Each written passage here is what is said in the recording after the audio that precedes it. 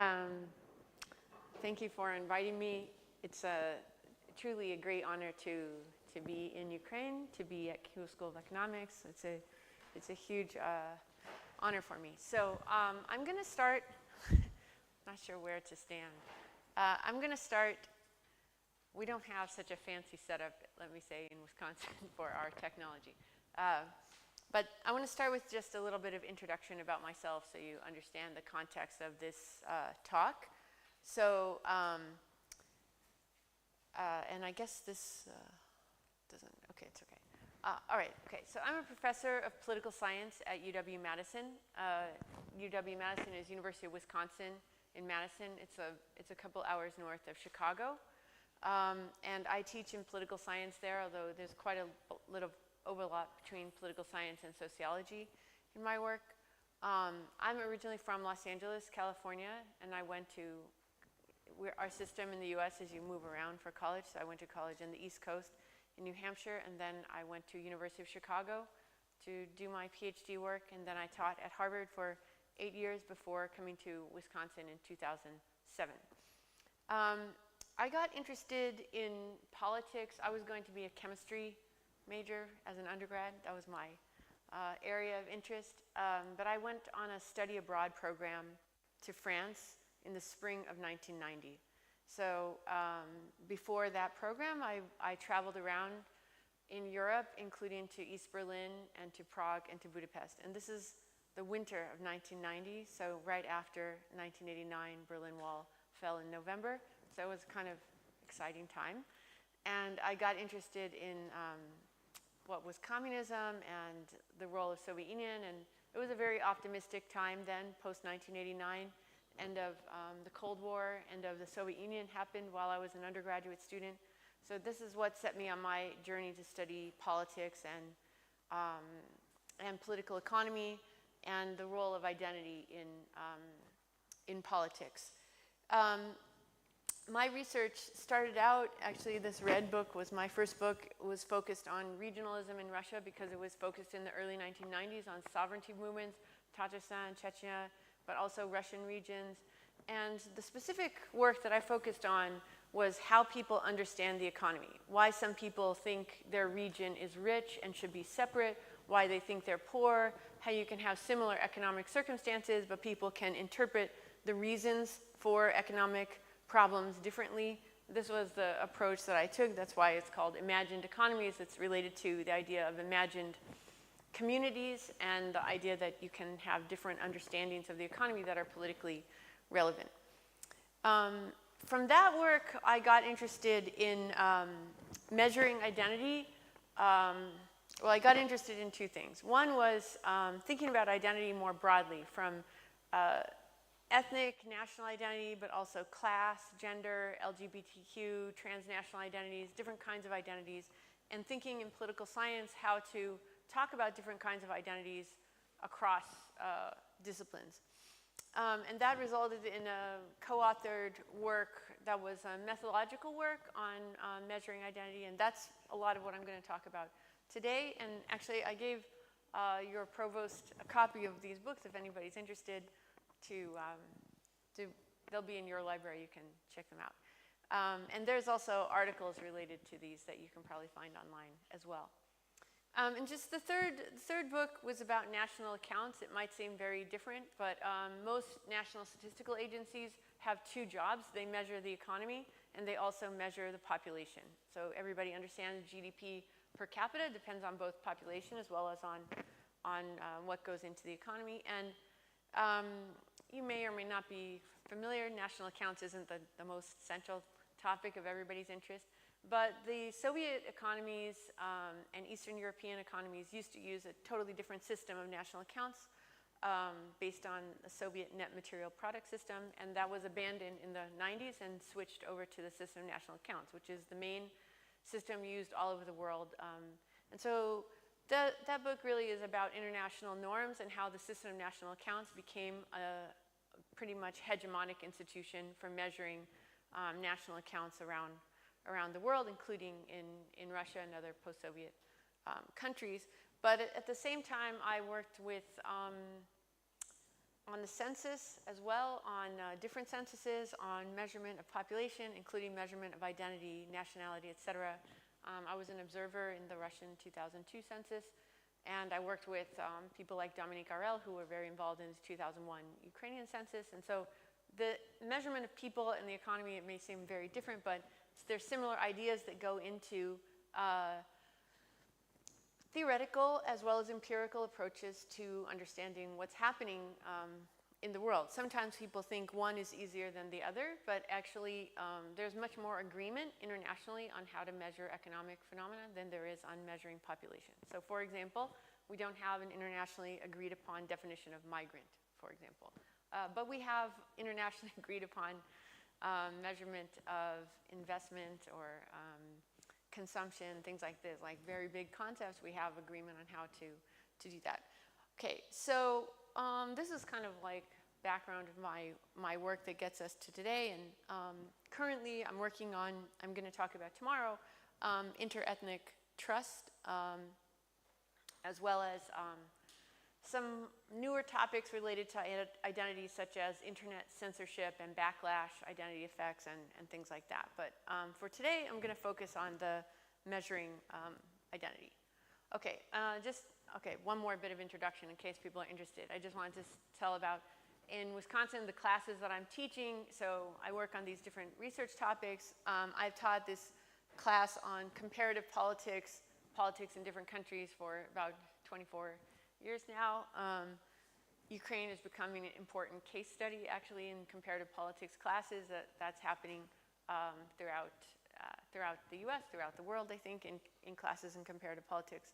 I also am teaching a new class that I started last year and this year too on the Russian war in Ukraine. And just, when people talk about how much interest there is, I just want to note, I started this class last fall, last minute. I had over 100 students. And this spring now it's a regular course, and I expect similar interest. And there is, I just want to say from my experience of giving talks and lectures about the war, there's just quite a lot of interest in what's happening in Ukraine and quite a lot of support for Ukraine. I have given talks in the last year throughout Wisconsin, where I'm from, and also on the radio and newspapers in different forums, and people call in with questions. And so I just want to share my experience, which is that there's very strong support for Ukraine. Sometimes people have questions, but it's like definite support despite the polarization in America between Republicans and Democrats. There's huge support for Ukraine and a huge interest in understanding what's happening in the war and also what's happening within Ukraine. So in my class, I talk about domestic politics. Ukraine, as I said, is a good case study these days now for talking about democracy, for talking about identity. That's what I'm going to talk about today.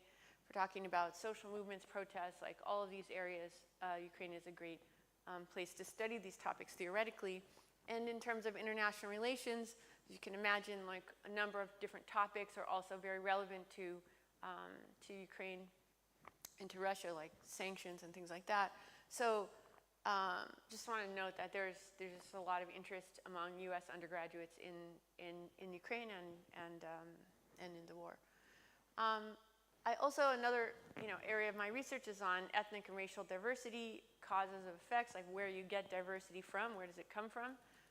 Can come from migration, it can come from colonialism, can come from ethnic cleansing, it can come from different reasons, and it can come from affirmative action, and then the effects of that. This effects of diversity is one of the big topics in political science, sociology, also economics. I'm going to talk more tomorrow and a little bit today about this measurement of ethnicity and diversity and how it's used in social science research. Okay, so finally, that's all the introduction. And I'm going to have some time for questions for you. But does anybody have any questions so far? Yes?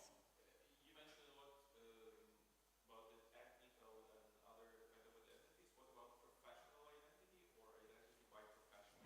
Yeah, okay, that's a great question. And I'm going to talk about that a little bit today. I think there's more and more, like one of the motivations in my work on measuring identity was to think about how you can classify or characterize different kinds of identities. Professional identity is very important, for example, in the working of a bureaucratic agency or in the working of a military or something like that, like a sense of goal and purpose and trust, et cetera, things that go into that. So that's, I think, this framework that I'm going to talk about today could encompass also professional identities, but something I'm going to talk about a little bit in a minute is about the difference between individual and shared or social identities. Okay, so I'm going to start with this discussion of social identities. Then I want to talk about ethnicity per se and measuring ethnicity and data sets on ethnicity. Also, theoretical work on measuring national identity. And then, even though it's a little bit scary for me to come to Ukraine and present some work on Ukrainian national identity, I'm going to present some work from Volodymyr Kulik, a colleague who's done a lot on measuring national identity in Ukraine in order to have a discussion about different ways to measure national identity. So that's what we're going to do today. Okay, so let's start with definition and types of social identities. Okay, so the first thing is to talk about identities as a social category that varies in terms of content and contestation. And that's the main thing I'm going to talk about today is content and contestation. Something that's important to understand is that you can have a group of people, but it doesn't necessarily turn into a social identity. So everybody in this room could be just a group of people that are defined by being in the room. But it doesn't necessarily raise itself to the level of a shared identity category. For that, you need something else, and what you need is what we call intersubjective or mentally shared content about who you are, who's in the group, who's not in the group, and a few other things that I'm going to talk about. So when we talk about types, like what kind of identities, there is ethnicity, national identity, religious identity, gender, professional identity. You can have role identities, etc. So there's a lot of different kinds of identities, and I'm trying to give you a framework for understanding a lot of those. The other thing is that that's very important in the study of identity is to think about the level. And in psychology, there's a huge distinction between individual psychology and social psychology. Okay, so one is a lot of people, one is individuals. Now, you can have identity at the level of the individual, and psychologists could study like how people see themselves as a member of a family, as a professional, like a teacher, as something or other, etc. And then you have the group identities. Now, for politics, we're mostly interested, in comparative politics, we're mostly interested in the social or mass level, this intersubjective. Why? Because this is what leads to collective action and people mobilizing. So not that individual identities are not important, it's just that in the study of politics, we tend to focus on the social or shared sense of identity. However, for anybody that studies international relations and studies state behavior, an interesting phenomenon is that in international relations, they often talk about states, as a single actor, and they kind of use a personal identity. Like people in IR tend to focus as a state having a single identity. Like this state thinks about the world this way, this state wants to do this or that.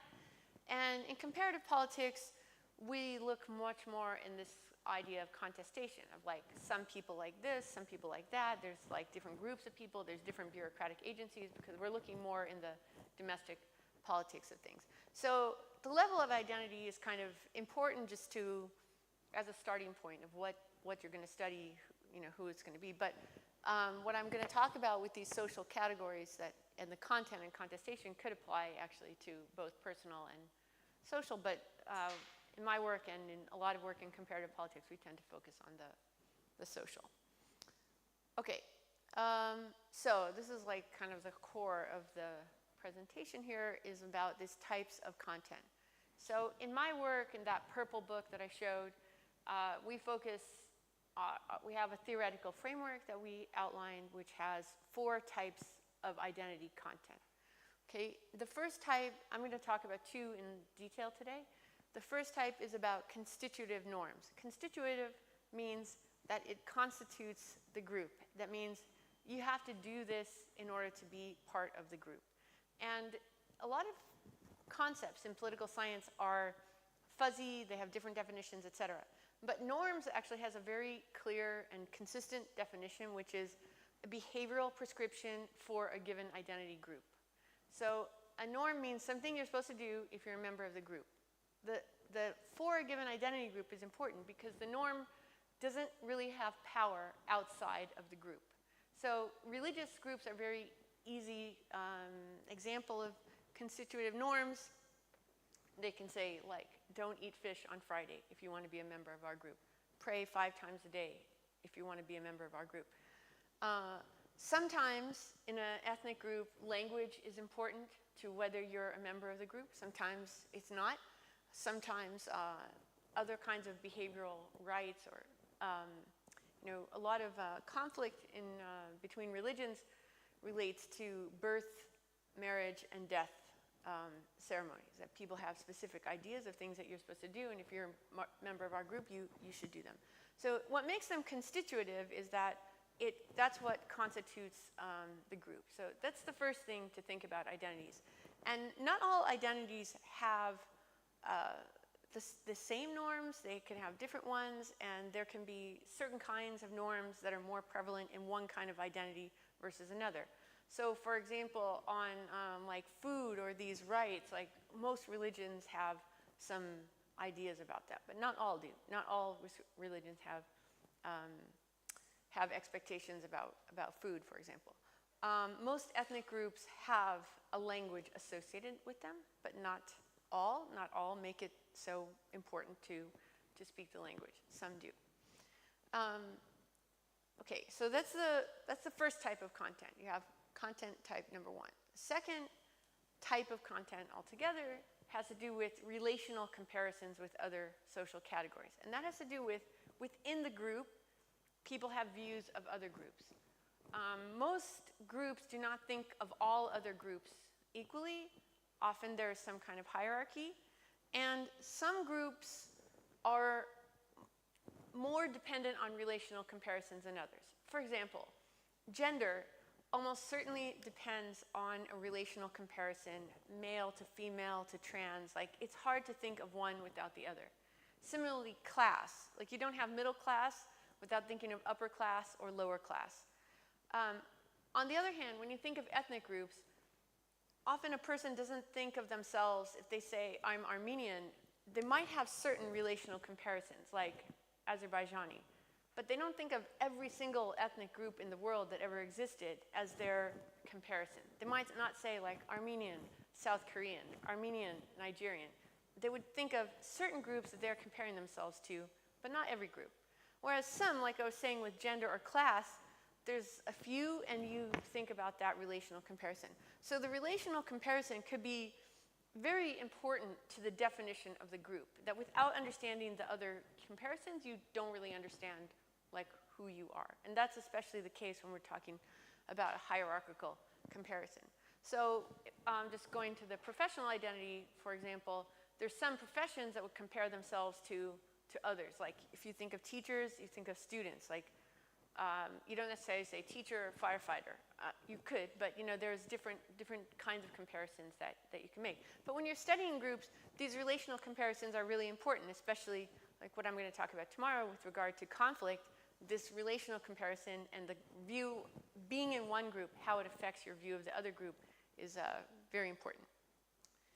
Okay, so next is a different type of content altogether, which is social purposes or just goals. That is, if you're in the group, you have this shared goal. Not every group has goals, but depending on what kind of identity you're looking at, you might have goals. So for example, for a national identity, almost every national identity group would have a goal of either maintaining the existence of a nation state or attaining one, for example, if you don't already have one. So with national identity, this shared goal, it's constitutive of the group in the sense that you can't say, just sticking with Armenia, you can't say I'm Armenian nationalist, but I don't care if there's Armenia or not. This, you would care if you're a member. People would think you should care about the maintenance of the state if you're a member of that national group. But some groups don't necessarily have a goal per se. So for example, gender identities don't necessarily have like, everyone in our group has this goal. Like, people have different things they're doing. It's not really a big part of the identity. So you can already see that, like, depending on the group, there can be different content. And then just the fourth type of content, which was the focus of my research in my first book, is about worldviews or shared understandings, which is about the processing of information and how being a member of a group means you will think about certain things in a way that's systematically different from people outside the group. Often people link these things to kind of really emotionally charged events. So for example, this Holodomor, for example, this has a meaning for Ukrainians that's probably pretty shared, that may be different across other groups. A lot of groups would think back to periods of genocide or war or conflict, and they have a specific understanding that informs the way that they see that event, and that event can be important to other things. So sometimes there is some kind of shared understanding of something that affects being in that group means you systematically would see things differently from others. You can see this too. It doesn't always have to be like the worst possible things like genocide or famine. It could also be like partisanship. People who have strong partisan identity might view tax cuts as good, no matter what. They might consider the state as bad, no matter what, if you have like a neoliberal identity, et cetera. So the idea is that you can have similar information, but you can have different understanding of it based on your identity position. Okay, and then just to finish out this theoretical framework before we get into some other questions, is this focus on contestation. So a lot of people understand identities, generally they'll say like, okay, I agree, they're kind of fluid or they change. How did they change? They change through contestation over all this type of content. Okay, so like, what are the constitutive norms? What do you have to do to be a member of our group? This can change over time. Could change because people agree on one thing or another that's important to the group. Relational comparisons that can change over time too. Like enemies can become friends, friends can become enemies, like these kinds of things change. And this change happens because people within the group say like, hey, I don't agree with that. I think it should be this way. And this process can get going, and you can see changes over time, sometimes slowly and sometimes very quickly, depending on events. So if you put together all of this type of content and contestation, this is my general argument of how you get different kinds of social identities. So when you try to place whatever identity you're studying, whether it's gender, national identity, ethnicity, religious identity, something, our approach is to look at these kinds of content in order to be able to compare identities to each other, and also to explain or compare identity change over time. How did an identity change? You can look at specific things. How did the goals of the group change over time? How did their view of different other outgroups change over time, et cetera? Yes? Questions. First, how soon this identity may change over time? When you talk over time, is it generation, 5 years, 10 years? And second, cannot be manipulated, cannot be changed from the outside, and this is kind of the internal side, the internal change within the group. Yeah, okay, so these are both good questions. The first is the time period. Is it fast or slow? And I would say it really depends. Like, some things can be relatively stable for a long time, but something can happen and things can change quickly. So for example, attitudes, I can say, ooh, I don't want to mess this up. Sorry.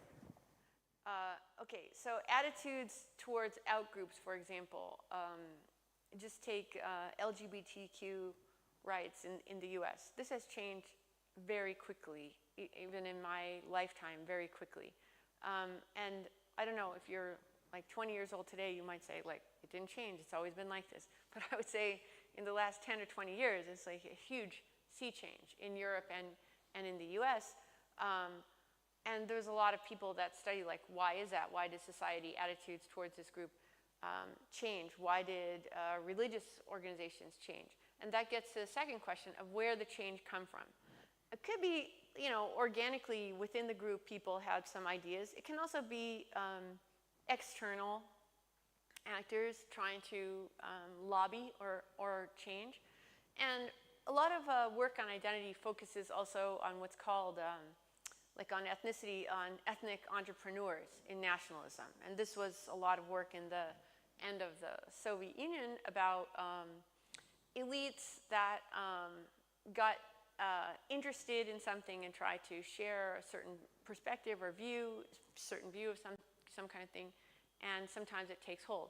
But the interesting thing is that elites are not like just from another planet, and they can't just propose anything and have people accept it. Usually there has to be some seed of something there that they are exploiting. If they're saying something completely, well, they could say something crazy, but it can have some basis in reality for the people that they're talking to, and it can be taken up. On the other hand, sometimes people try to promote a certain view or something, and it doesn't work out. So this process of elite attempts to manipulate or change identity is definitely, a focus that has been there in political science. Sometimes it goes a little bit too far, though, in the sense of people thinking all you have to do is, raise the flag and then everybody will agree with you. Like, sometimes it takes a little bit more than that for people to come along. And also to understand, like, one of the questions sometimes people have with political leaders is whether they're sincere or not. Do they believe what they're saying, or are they just saying that in order to get something? So this is like a huge question in my prior work on nationalism and the role of the economy versus national identity. Some people had the view elites are just trying to get more resources for their region, and so they make some kind of sovereignty claims or something like that in order to get money. Other people would say no, they actually sincerely believe whatever it is they're saying, and they really want more independence for their group, for various reasons. So the role of economic interests versus identity interests is like this is a very contested topic. What motivates people? Like, often in political science, in international relations, you think of motivations being power, material interests, ideology, identity. These can be, overlapping to some extent, or they can be different. So there can be different motivations, and sometimes things are happening at the same time. When people take a marriage vow, for example, like, hopefully there is an identity-based, like, true, sincere feeling, but there's also material consequences to that. So it's not that you have either identity concerns or material interests. Sometimes they're overlapping. So this role of who is doing the contestation, where does it come from? Is it authentic within the group? Is it externally imposed? This is a big question in identity politics. People that study memory politics, for example, like, who creates the memory, who presses a certain interpretation of things, for example, that's an important point. Any other questions? Yes.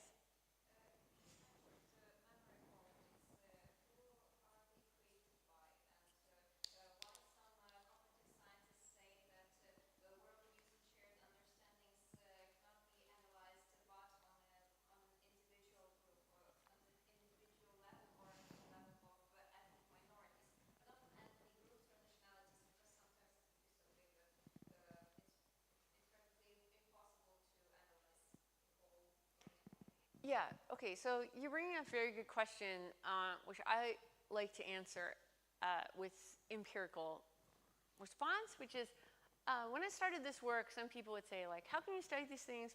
How can you study contestation? Because it changes every day, like, depends on who you ask, like, how can you know? Okay, that's true. But, for example, nowadays there's a lot of work on text as data. In my old days, we used to call it content analysis, discourse analysis. You can do this qualitatively, you can do it quantitatively. For example, looking at, like, how did people think about 1991, end of the Soviet Union in Ukraine? You can look at newspaper articles. Now, some people would say, like, no, that's no good because they're biased, there are only certain people, et cetera. And you could also say, well, actually 1991 was a very good time to look at newspapers because they were still state funded and they had lost their censorship. So actually it's kind of a golden age of free media in the sense of there was a lot of different views, and you could analyze like to what extent those views existed, they're shared. Now that's like one piece of it.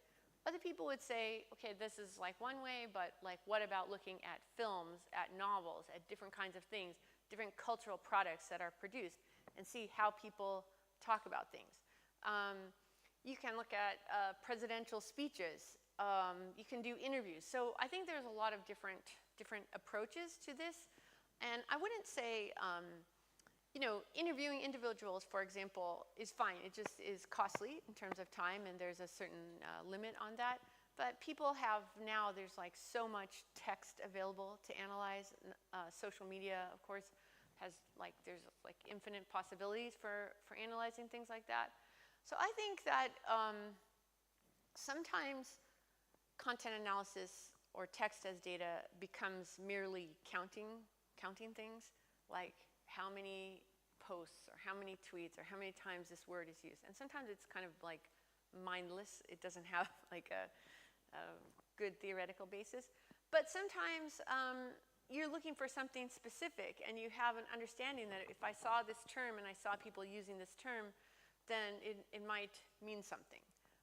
So I think it's really an empirical question of like how you would study something, but obviously, or not obviously, like often you need some on-the-ground knowledge to know what to look for before looking for it systematically. So you kind of have to have a qualitative understanding of a situation, and then you can study something systematically and quantitatively. Does that answer your question? Okay. All right. So, okay. So let me move on to some more detailed pieces of this puzzle, and before we get to the Ukraine part. Okay.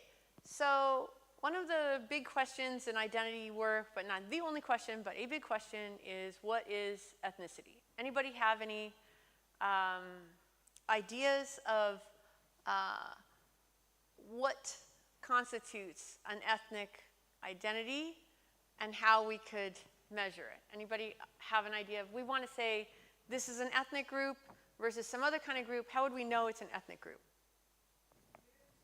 Huh? Okay, appearance is one possibility, yes? Origin. Or what kind of origin?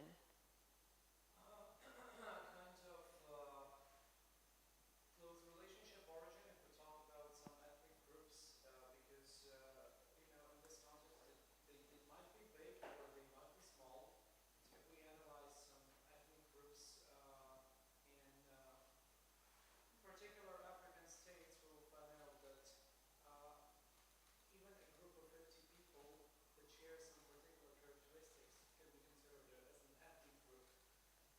Okay, so do you mean like biological origins, like who they're related to, or do you mean like the place? Biological origin, but I talked more about well, things that they share in their community. Okay, so things they share. Okay, so we have appearance, we have what is shared, origin, common history, okay. Language and culture. Habits, okay. The things they go by every day. Okay, yes, Don't get me quote on that, but it's a common theory that blood and land equals ethnic group. Okay, blood and land, so some kind of like descent plus territory. Okay, so yes, other thoughts? So why is it important? Like, why should we care if it's, like, what goes into the measurement?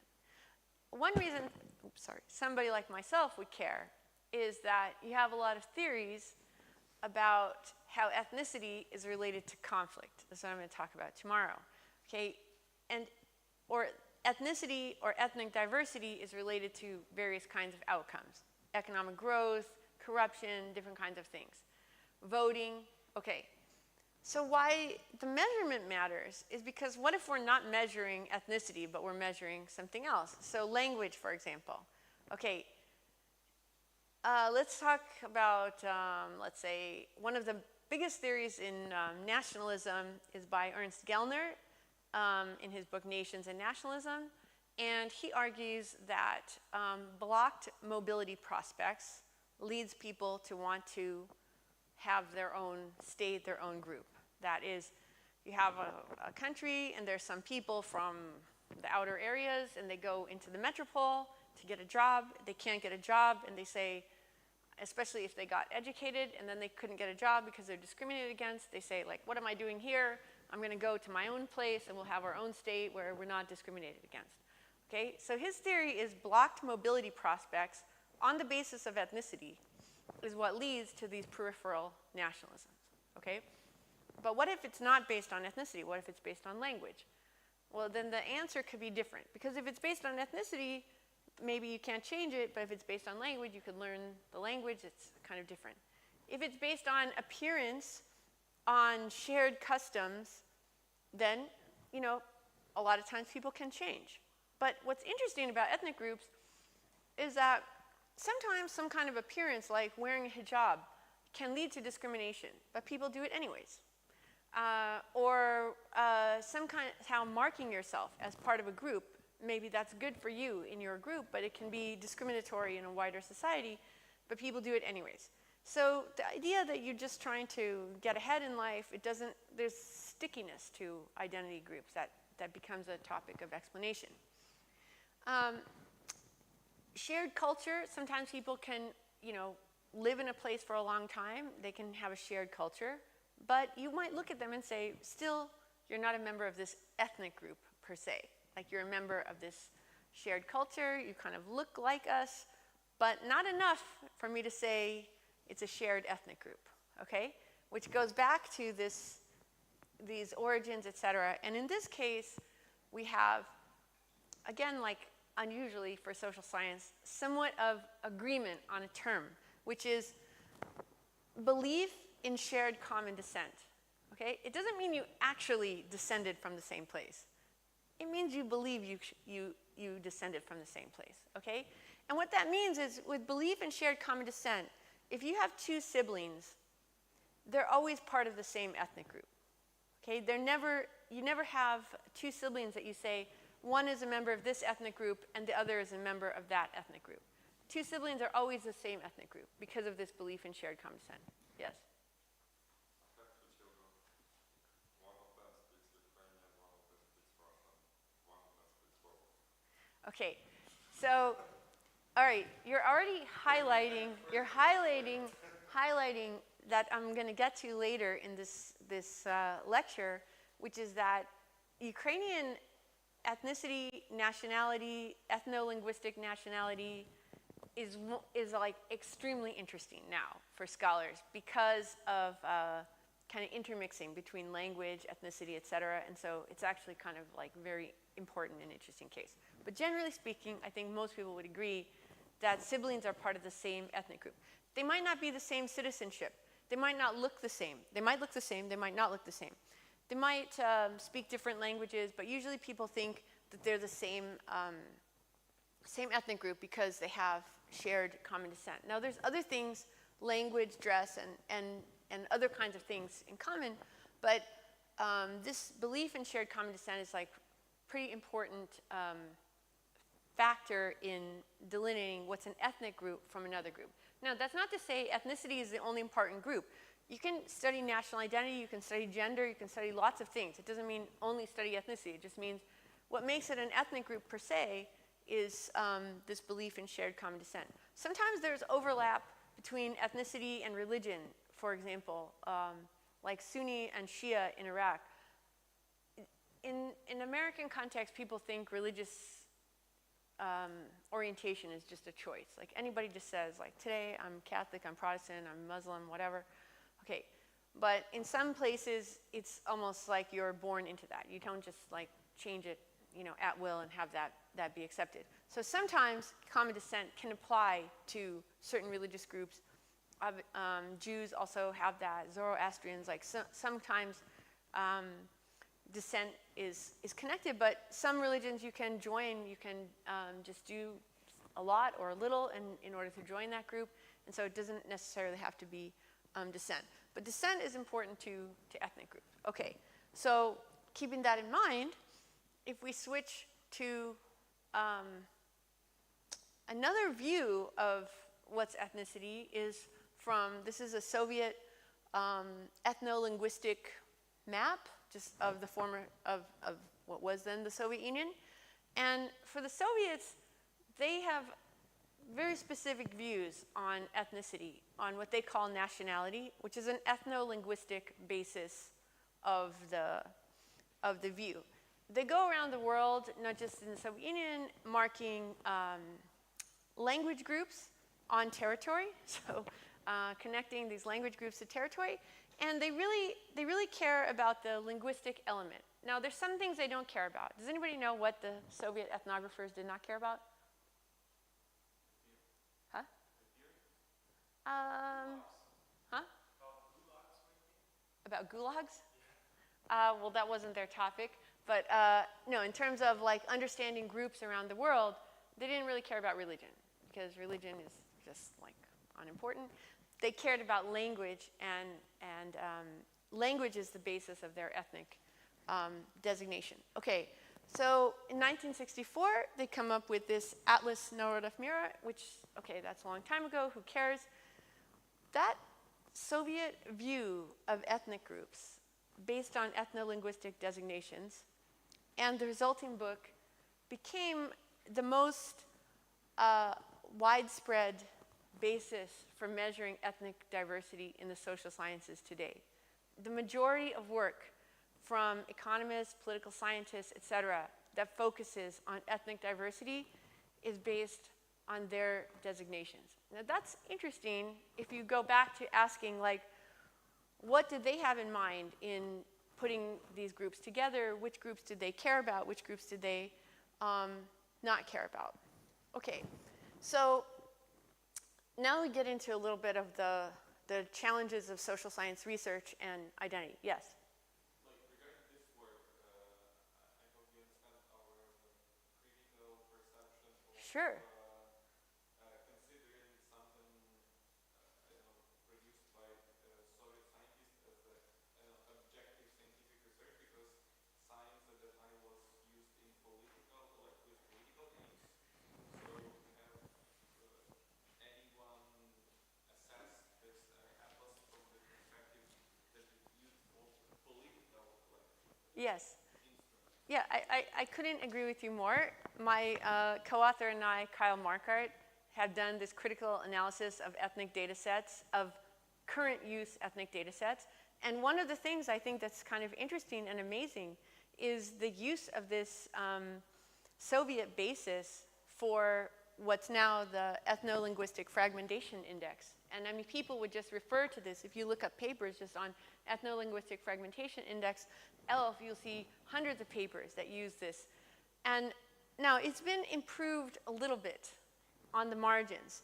But let me just talk a little bit about what's in it. But I mean, this is the exact thing I want to bring to your attention, is the need to be critical about how we construct data sets about ethnicity, nationality, et cetera. Okay, so every data set, anybody putting together a data set on anything, theoretically has what we would call an inclusion boundary of what's in it, what's not in it. Okay, so going back to my question about what's ethnicity, you might say that if I was studying ethnicity, I would only study ethnic groups, groups that are ethnic, not other groups, not religious groups, not linguistic groups, not other kinds of things, right? I'm only going to study groups that are considered ethnic groups. But the way that a lot of research comes about isn't like in the pure, like perfect way of constructing things on the basis of theory. Instead, people, do things for different reasons. So Ted Gurr put together a very important data set in the 80s called Minorities at Risk. Okay, and this was minority groups around the world at risk. Okay, so it's a list of minority groups, not even saying ethnic groups, just minority groups. And people studied minorities at risk quantitatively to see, like, is, if a country has a lot of minorities at risk, like, is there a risk of civil war, conflict, etc.? Well, you can see from the title, this is like selection bias baked into it. Because I only counted in this minorities at risk groups in conflict, okay? Any groups living peacefully together, I don't count. So when you start from that perspective, then guess what? Minorities at risk is associated with civil wars and conflict, etc. And this leads to a lot of discussion about if you're going to study ethnicity, diversity, etc., you can't have a list of groups only in conflict. You need to have groups not in conflict also, otherwise you can't really say what the effect of ethnicity is per se, okay? Which leads to somebody discovering this Atlas Narodov Mira to say, hey, look, we have a whole list of groups from all over the world, and it's not just the ones in conflict, it's all these language groups all over. Let's use this, okay? That has as one of the issues that it's connected to language, but if you look in certain places, it's better or worse. So if you look at Iraq, Sunni and Shia groups both are Arabic speaking, and so from the point of view of this atlas, they're one group, because religion doesn't matter and they speak Arabic. If you look in the US case, they focus on language groups, Germanic speaking, French speaking, indigenous languages, okay? Well, that leaves out something really big in America, which is race, because they count former enslaved people as speaking English and therefore the same as Germanic, okay? So when you start looking into lots of countries, you can see that this focus on language sometimes matters and is important, and sometimes other things matter and it leaves things out. So people in the 90s, 2000s, really in the 2000s, start getting very into the details of like who's on the list, how does it count different things, etc. And so there's an idea that you gotta do more than just accept this. You can have different kinds of groups. But one of the other problems that comes up is, I'm going to talk about this Herfindahl index in a second, but another thing that comes up is you might say, okay, let's just count what we call politically relevant groups. Okay, so at a certain point in time, you say, okay, these are the groups that matter, we'll count those. Those, to some extent, have some of the same problems as the minorities at risk data set in that it can be subject to, you only count the groups you have heard of. Somebody might not count small groups that aren't fighting with anybody because they're not politically relevant. But when you're making arguments about ethnicity and the mere existence of the group, then every group counts. How does every group count? Because in addition to making lists, social scientists, especially quantitative researchers, would like a number or a figure that can characterize a country as either having a lot of groups or not so many groups. Some kind of number that you can use in an analysis of diversity. That number becomes this ethno-linguistic fractionalization index, which basically measures the number of groups in a territory, the size of the groups, and gives you a figure that says, what is the probability that if I'm walking down the street, I meet somebody from the same group as me, okay? So in a perfectly homogeneous group, that is 100, or 1, right? If every single person in the country is from a different group, then the number would approach 0, okay? So this fragmentation index gives us this count of diversity that's become very, very widely used. I'm not saying it's good. I'm saying, actually, this is, in my work with Kyle Marka, this is problematic because it rests on the idea that actually what we care about is the mere existence of other groups and their size. It doesn't really capture what's important about the number of groups, what the relations are between those groups, whether some groups are treated more equally than others, etc. So for example, in certain contexts, like in the US or in South Africa, where you have a racial divide, the racial divide is not captured at all by this kind of index. It would just count all the groups and give you a number that says South Africa is basically the same as Canada based on the number and size of groups. Similarly, other people have said, okay, it doesn't matter about just fractionalization. You should look at polarization because we think that conflict occurs when there's two groups of equal size to each other. And you can imagine a scenario where that's true, where two groups of equal size do matter. But sometimes you have a rebel movement or a small percent of the population that is at war, and they're not anywhere near equal size. So it could be a small fraction that's important, and that's also, again, not covered in the whole thing. So why I'm bringing this up is that in the study of identity politics in quantitative social science and in economics, there's a huge reliance on this ELF, which is, again, reliant on this, this Soviet ethnographic approach to measuring identity. And you know, I think it's important for people to understand the basis of what they're studying. And going back to, does the ELF tell you whether ethnicity matters or not? I would argue it doesn't. For one thing, it's an ethno-linguistic at a minimum. And second, it's a view from the 1960s Soviet Union on the rest of the world.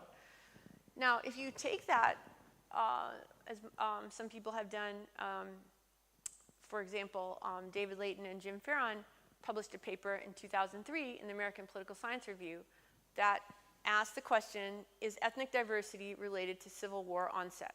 Okay? And they use this ELF, and they argue, no, it's not. So in 2003, everybody's, you know, thinking ethnicity so important, it's so related to conflict, and they published this paper that became, for quite a while, one of the most downloaded and the most cited paper in the American Political Science Review that said it's not related. Instead, they argued that weak state capacity is what's related to Civil War onset, not ethnic diversity. Then other people came along and said, no, the problem is you found that ethnic diversity is not related to conflict, but that's because you use this ELF, and everybody knows the ELF is so horrible, so here's our other measures. And so there's a lot of other papers that came after it that measure ethnicity, ethnic relations in a different way. But a key thing here is that I just want to point out is that you can have a lot of theoretical discussions about the meaning of identity, meaning of ethnicity. But when it gets translated into quantitative social science, sometimes those nuanced debates are kind of put aside and people just take whatever data set is there off the shelf and they just use it. So, you know, part of my work is that I try to look at like what's underneath these data sets. Where does it come from, and how much of a correspondence is there between what's in the data set and what the theoretical concept is at work. I think I have one more point. Yes. So just to note that these points. So I think this is. I mean, I think. As I said at the beginning, like Ukraine is going to be a center theoretically for the study of identity work. That's my prediction to you. Like there's so many interesting things going on here. People are going to be studying Ukraine for a long time, not just because of the war, not just because of what's happening in Ukraine, but just theoretically to give a more nuanced understanding of how identity changes, et cetera. But this use of the ELF is also one of these things that I think has got to be improved upon, you know, by a younger, newer generation of researchers have to come up with different ways of measuring identity that are more theoretically coherent. Okay, let me switch now from ethnicity to national identity. Sometimes overlapping here in this part of the world with the concept of nationality and nationalness, but let's switch to national identity and nationalism. Okay, so in the 1990s, there was a lot of debate over so-called primordialism versus constructivism. So going back to the first question about how does identity change, what's the real role of individuals, outsiders, entrepreneurs, et cetera, there was this idea of, on the one hand, identities can think about it this way, okay? Nationalism as Sleeping Beauty means I was just there waiting to be awoken, and then nationalism arose, like it's not made up by anybody. Or the Frankenstein model, which is that nationalism is this agglomeration of things that are put together, and this is the more constructivist view. The constructivist view actually won out, that there are people, events, processes involved that put things together, and then the study shifted to how did a particular understanding of nationalism come to be in a certain way, rather than just saying like that's what it always was. It's to say like, why does this identity look like this today, and maybe in the past it looked different, or maybe in a different place it looks different. Importantly, national identity can overlap with ethnicity, but it's not always exactly the same thing. And again, like context here is important, but also in other cases. American national identity is typically understood as multinational, that it's a melting pot, there's different kinds of people come together, etc. So there is an overlap, but it's not the same. In the past, when I was undergrad, people would talk about some countries as being multinational and some not. They would talk about Germany, Germans, France, French, Poland, Polish. Nowadays, people don't say that anymore because they recognize there's migration, there's different kinds of people, there's different things that have gone into who is a part of the nation, who is a citizen, etc. And there's very few, like, very homogeneously ethnic countries left, maybe Iceland to some extent, Japan to some extent, but even those countries have migrants and other people. So increasingly, there's more distance between national identity and ethnicity than was sometimes agreed to in the past. Usually, national identity, separate from ethnic identity, as I mentioned, has this goal of the creation or support for a state, hence nations and nationalism. People don't necessarily say if you're a member of an ethnic group, you necessarily have some shared goal. Maybe you do, maybe you don't. I mean, it's a different context in a wartime context than just in a peaceful context. But nationalism and national identity typically go together. And again, going back to one of the things I said at the beginning, there's contestation over who is part of the nation and what are the boundaries of the state. This is a kind of very touchy aspect of any kind of nationalist movement. Who's part of the nation? So we have some examples here, okay, of more or less contestation. Anybody want to say Taras Shevchenko is not Ukrainian? Most people. I mean, most people agree, right? Sometimes you have a lot of agreement on something, sometimes you don't. Bulgakov, Ukrainian? No Ukrainian. Yeah, so obviously it doesn't just matter if you once lived in Kiev for a little while, or even were born in Kiev, right? So there's more to it, like who is part of the nation, like what does it entail, right? The thing about contestation is you can have a high degree of contestation or low degree of contestation. You can also have contestation over something that's important or unimportant. And that's really what matters. You can say nobody really agrees on this point, but it's like, you know, out of 100 things that make us who we are, it's like number 100, nobody cares about it, even though it's contested. But if it's something we think is really, really important and there's contestation, then this can lead to splits or some kind of serious problem. So actually, Islam is a good example of this because there's certain things you have to do to be a Muslim, but there's also these hadith, like hundreds of small rules or views about the Prophet Muhammad. So it could be like what kind of toothbrush he used. Okay, now this could be highly contested, what kind of toothbrush he used, but it's totally unimportant to the core identity. It doesn't matter.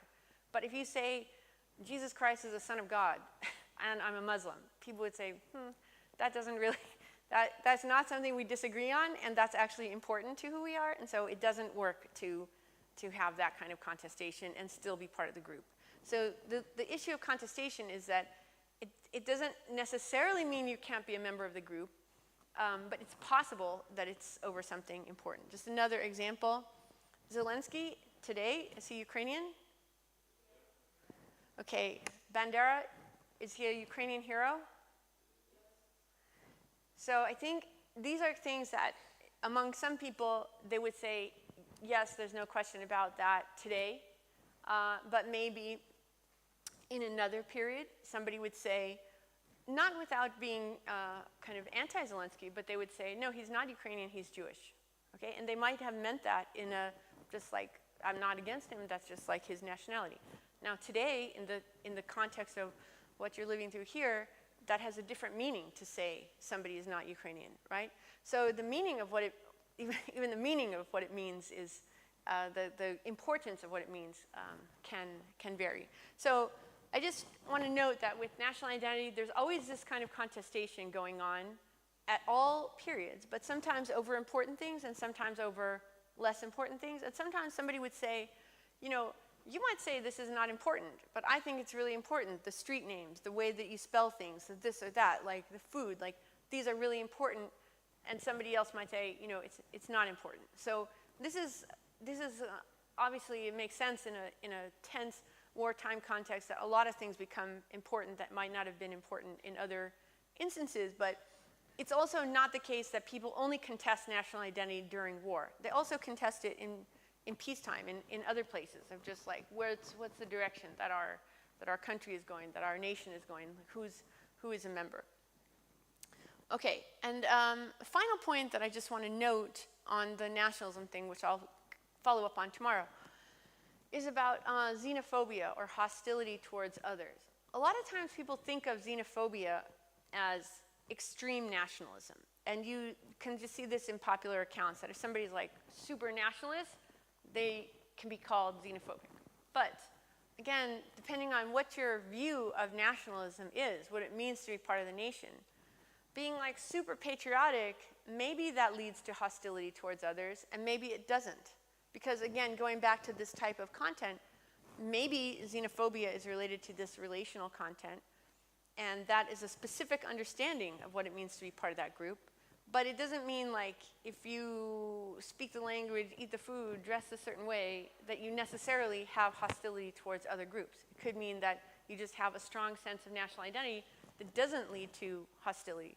In the US context, we study this quantitatively in surveys that ask people, for example, about their level of patriotism towards America and also their sense of ethnic identity. So for example, somebody could be Mexican American and be like, yay, I love Mexico so much, I root for it in the World Cup, I'm just like super pro-Mexico, and I just love living in America, I'm totally pro-American. There isn't a trade-off there, that people can be very high sense of ethnic identity, very high sense of national identity, and there's no trade-off. On the other hand, you can have sometimes people have a sense, a specific understanding of American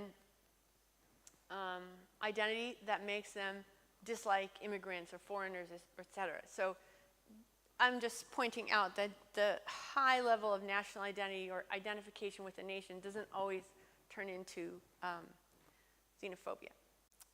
Okay, so this is kind of the overall theoretical overview. And then like now I wanted to just, since I was here, bring up some questions about Ukrainian national identity that is mainly based on the work of Volodymyr Kulik, who's at the National Academy of Sciences. He's currently in the US as a visiting professor at Stanford, and we have been in a group called PONAR's Program on New Approaches to Eurasian Security for actually a couple decades. So we have interacted over the years, and he's somebody that's really at the forefront of empirically studying Ukrainian national identity, and he's made a lot of theoretical points that relate back to earlier things I was talking about ethnicity and about nationalism. So one of the questions that he had, which goes far back, like into the early 2000s, that, you know, he was just a researcher interested in identity like others, and his question was how to measure national identity in Ukraine. Like there's different ways of measuring national identity that I just have been talking about, and so that was one of the central questions that he had. And so some of the things that we talked about so far was about, number one, ethnicity, shared common descent. Like that's one way to measure it. If you wanted to know about shared common descent, how would you get at that with people? What could you ask people to find out if they had a sense of shared common descent? Yes, exactly. Yes, exactly. So some people have done experiments, for example, that would say you have like 8 or 10 identity points, okay? So instead of saying like, what is your ethnicity or what is your nationality, you could say, okay, here you have 8 points or you have 10 points. Why would it matter if it's 8 or 10 points for you to allocate to whatever number of groups that you want?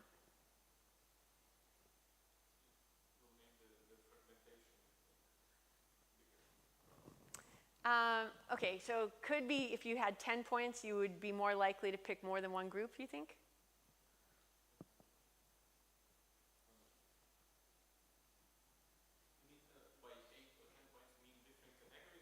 Yeah, like if you just took myself, like Yoshiko Herrera, and you said, okay, you have 8 points or you have 10 points to say, like, who are you? Okay, so I could say my mother's Japanese, so I could say half Japanese. Okay, my father is mostly English, Scottish, but a tiny bit Spanish. Okay, so if I have 10 points, I might say like 1 point Spanish, like 4 points, 2 points Scottish, 2 points English, 5 points Japanese, okay? That's kind of based on parents and origin. But when you go one group back with grandparents, if you give people 8 points, it shifts them in this kind of biological, because they divide by parents, 4 and 4. Then they divide by grandparent, 2 and 2. So 10 takes them out of this, you know, if you give them 8 points, people will go back even to being 1/16 or whatever. So, I mean, it just turns out in survey research that if you give them a number of points that's corresponding to the way that to base 8, how we divide up, versus base 10, then you can get some different answers. But you can ask people what are their parents' ethnicity, and you can see what they answer for themselves. That's one way to see if they have shared common descent. If somebody answers different from their parents, that means they don't see themselves as that way. But if you wanted to get at shared common descent, you could ask about parents, you could ask about people. Another thing you could do is you ask where people live. Because remember, he's looking at overall these measures of national identity, okay? So are you currently residing in this place? Where were you born? How long did you live a place? Are you a citizenship? You can ask about patriotism, like how much do you support the state, okay? Going back again, think about those writers, and which writers are Ukrainian, which ones are not, and how would you know, okay? Not just based on residence, apparently. Could be based on common descent, but maybe it's based on this patriotism, how they talked about the place, something like that, right? Language use, this is like huge topic here, like maybe it's based on language use. Language use, meaning what? Like what language you speak today, at work, at home, with friends, like even language use is not as easy as it might seem, right? And then this very interesting question of native tongue, which is that was a question that was on the 1989 and 2001 census in Ukraine. That was also on the 1989 Soviet census, but it was not on the Russian 2002 census, for example. Why wasn't it on the 2002 Russian census? Because a lot of social scientists said this question is no good because it combines all these things. It combines language plus ethnicity plus national identity. It's this like mixture of stuff, and so we don't really know what it means, so let's not ask it. Okay, this now people realize was kind of a mistake because it still gives you information because it's different from language use and different from some of these other measures. So you can ask about it, and an interesting thing is in a lot of work, all this work I talked about with measurement of ethnicity, these databases, the ethno-linguistic fragmentation index, they have a very critical assumption, which is that people only have one identity. So there's no basis for somebody having more than one identity or thinking of themselves in different ways. Like, that's just out of the picture. But some of these measures you would think might change quickly or not quickly, okay? Place of residence obviously could change. You move, you change, okay, very easy to understand that that would change. Usually, ethnicity and shared common descent would not change. You wouldn't expect that if I asked you today, what's your ethnicity, and 10 years from now, you would have a different answer. Usually people, that would be considered sticky, and that wouldn't be so likely to change. Language use could change, but usually it doesn't change that much. Usually people learn certain languages as a kid, and they stick with that. Unless they move to another country and they have to, but typically people don't just change languages. And it's typically considered costly for people to change languages because most people cannot just learn another language after like age 12. So some of these measures you think would not be so quick to change, they would be relatively constant. Okay, so what Professor Kulig is doing is studying these things over time in Ukraine, and that's what makes Ukraine an interesting case. So he's looking at all these different things. I'm going to show you some of the measures, and then we can have time for discussion to debate some of these things. Okay, so the first thing, as I said, like Ukraine is going to be important for everybody in the world studying national identity. Is going to be looking at Ukraine because there's a lot of interesting things here.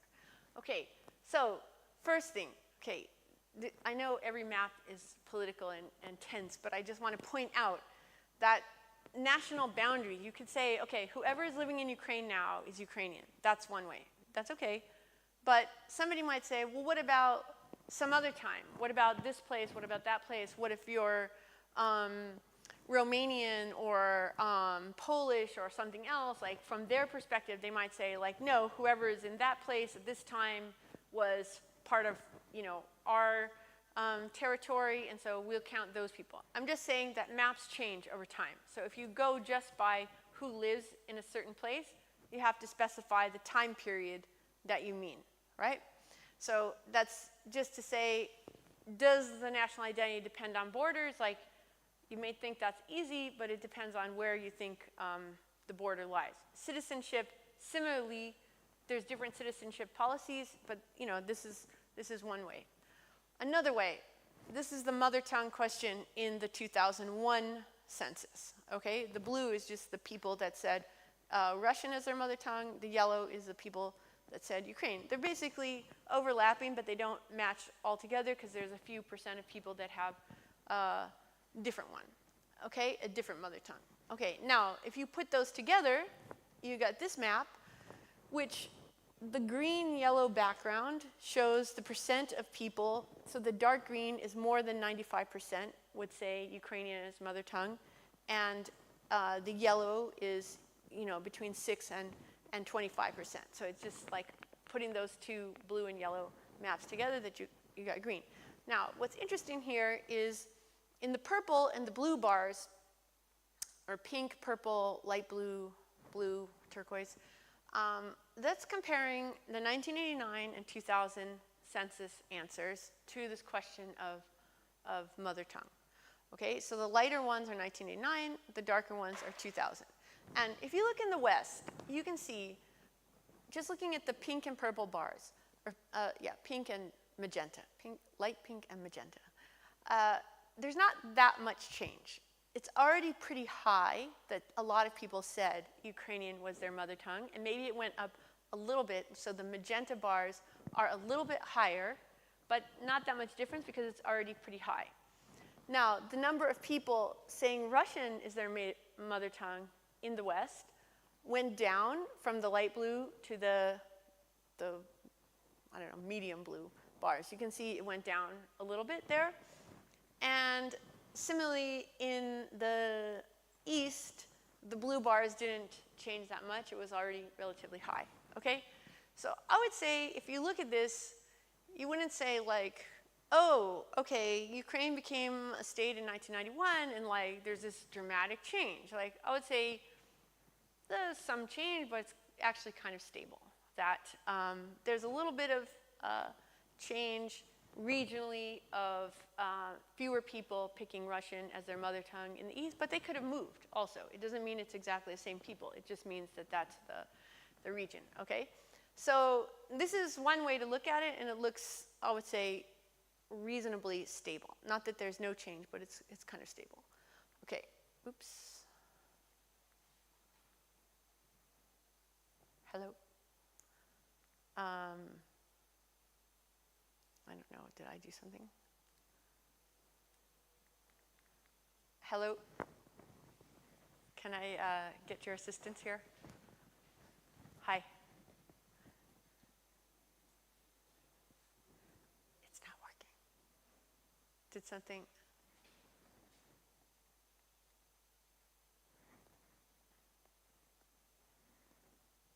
Okay, all right, there we are. Okay, thank you. Okay, so keep that in mind. That seems kind of stable. But this is a work from Volodymyr Kulik, 2018, where they didn't just ask, what is your mother tongue, and you get one answer, either Russian or Ukrainian. This is the beginning of this nuance of saying, what if you don't ask just one or the other? You say, look at this and tell us which statement more reflects your opinion about yourself. And he asks you to give an answer. I consider myself Ukrainian, both Ukrainian and Russian, but more Ukrainian. Equally Ukrainian Russian, both Ukrainian Russian, but more Russian, only Russian, other, okay? Now, what's interesting, he started doing this a while because he was working on this, not just because of the war, but just like that was his general topic of research. And you can see that just focusing, okay, so there's 3 time periods, but if you look at all respondents who chose only Ukrainian as their identity, it's 67.8% in 2012. And that number in 2017 goes up to 81.5. But that is not just driven by people in the West, because you see a lot of change happens also in the East. So from 2012, 39.5% saying only Ukrainian to 64.6% saying only Ukrainian. The only Russian numbers, meanwhile, have gone down. So this is before the big 2022 war. This is showing even post-2014 that there's already a shift in how people understand themselves in the question of how do you consider yourself, okay? Now, I just want to point out that how do I consider myself is not the same thing as saying what's your mother tongue. It's not the same thing as saying your language use. It's not the same thing as saying what is your nationality. It's yet a different kind of question. He actually has worked on different papers of like, here's all the measures you could use, like what's the best one. But this paper, I'm showing that you can see there is identity change underway in whether people consider themselves something, possibly both, et cetera, even post, going back from 2012, post 2014 to 2017. Okay. And okay, another thing that's just like really remarkable, this is from a 2022 paper, which is a question about the mother tongue again. So remember the blue and yellow maps were the maps of the 2001 census. Okay, this is just for clarity, just going to 2012. But in 2012, 57% people said Ukrainian is their mother tongue and 42% Russian. This is just going to August of 2022, but you can see that this shift didn't start just in February 2022. This shift is happening before, that there is more people identifying as Ukrainian mother tongue than Russian. That's starting much earlier. And why is that interesting? Okay, well, if you study ethnicity, it's interesting because you don't think people change their mother tongue. You don't think people change their ethnicity. And you could imagine people say, I'm changing my language use. I decided to switch at a certain time what language I'm speaking. But they change their conception of their mother tongue. This is interesting because this is showing that just the reasons why people, social scientists, were against the question of mother tongue is that they thought it rolled in together language, ethnicity, nationality, etc. That turns out that's right, it did. But you can also see that that is something that has shifted over time. So he comes along by 2022 and says, actually, this mother tongue question is a great question to ask about national identity because it does combine these different elements, and it's kind of interesting, and you can see this change over time. So this is just like a very interesting case of watching an identity in formation, watching this change in formation, and going back to a question from the beginning of like, why did it change? Like, what exactly is the reason? Some people are going to point to external conflict, threat, etc., as one of the reasons. Could point to elections, could point to different things, but you can see that this is going to be a topic of research of what explains this change and why over time. Also, there's certain dips that you can say, like, why did some things change, a little bit or not, but that's going to be a topic also for further research. Okay, so finally, I just want to wrap up these conclusions again from Kulik, that more people are choosing Ukrainian nationality. That's his big takeaway. And it's an increase both in this answer on native tongue and increase on use of Ukrainian language.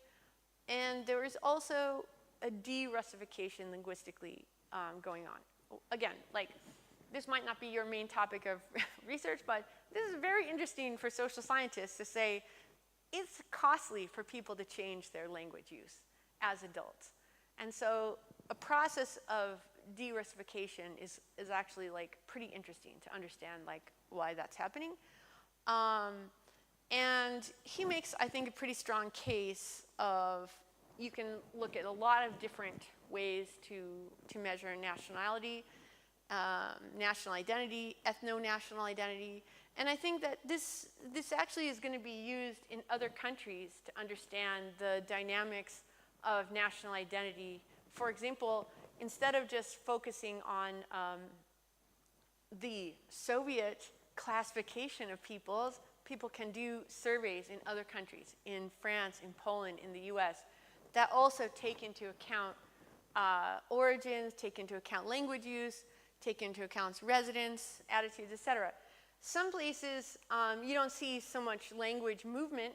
So you might say in America, a lot of people speak English, they're not going to start speaking another language.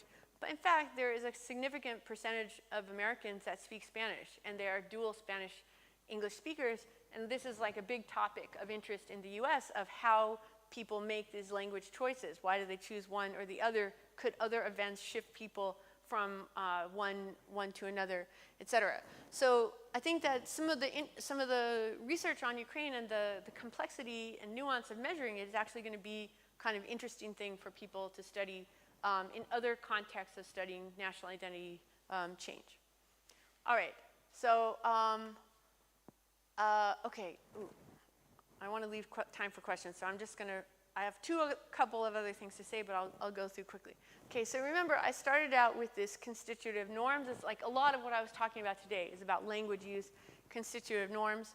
But remember, there was 4 types of content. I just want to talk a little bit about relational comparisons also in the context of what's happening here. So as I said, this self-identification as Ukrainian has gone up. The use of Ukrainian language has gone up.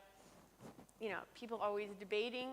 Maybe there's more or less contestation, different things. But I want to talk now about the relational comparisons, okay? So what do I mean by relational comparison? You probably have seen this speech from last year, from September 2022, this "without you." This is a perfect example of relational comparison and of saying, who are we and we're not you. It's almost I don't know, this is obviously English translation, but it's almost has a biblical resonance too of this "without you." There's it's a perfect example of the kind of thing you could study in terms of relational comparisons. And so I just want to point out there's different ways to study how you see yourself versus others, but this is just a good example of that.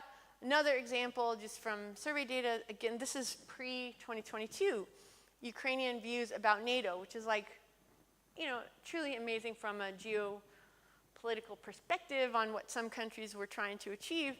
You can see that going back to 2008, in the blue line, which was support in Ukraine for NATO membership, was like in the 20-ish%, right? And it went down, and now this is up to 2016. So obviously it's like way higher, right?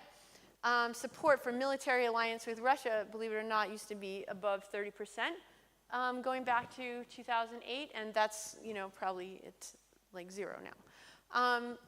Similarly, support for EU membership, you can see from this blue line is just, again, this is only going up to 2022, like going way up. So not just views of Ukraine towards Russia, but towards the EU, towards NATO, towards different things.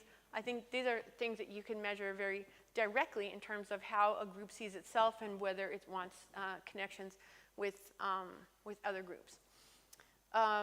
Okay, and then finally, I'm just going to note that tomorrow I'll talk more about these goals and cognitive models with regard to the connection between identity and conflict, because sometimes identities are related to a goal of territory or conquest, etc., and also like how you see the world. This is one of the arguments I make about how you see the world can affect leaders' decisions about conflict. I'm going to talk about that tomorrow.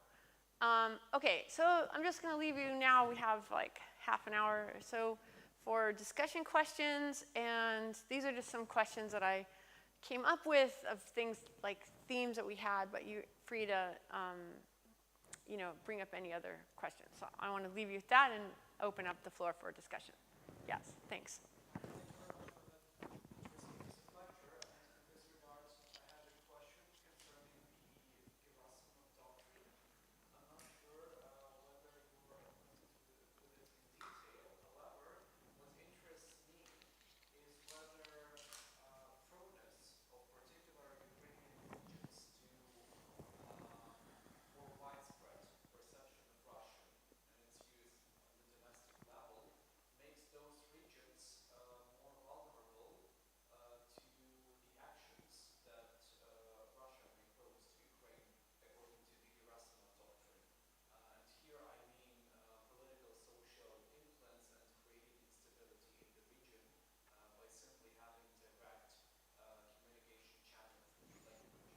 Yeah, actually, this is something that's actually been studied.